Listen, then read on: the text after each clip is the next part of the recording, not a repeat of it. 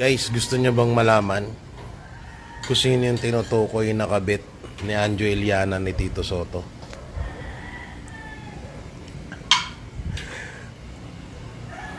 Alam niyo minsan pinag-iisipan ko kung ilalabas ko ba o hindi. Kasi naging, siya alam niyo naman, bago ako mag-politics, nag-TBJ defender muna ako.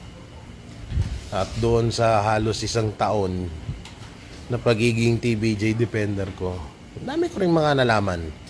Tutusin, ayoko pang himasukan to kasi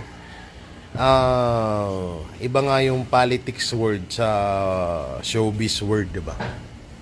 Kaso kung kayo gusto nyong malaman talaga kung sino at kung karapat dapat ba talagang i-reveal, abangan nyo sa upload ko bukas. Upload ko bukas, ha?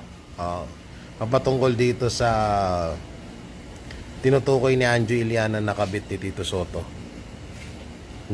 noong 2013. Tutusin, may ano dito. Ang mahirap kasi dito, may madadawit na bata eh. Kaya parang may nag-iisipan ko. Pero baka may sabi ko sa vlog ko bukas. Kaya abang na lang, ha?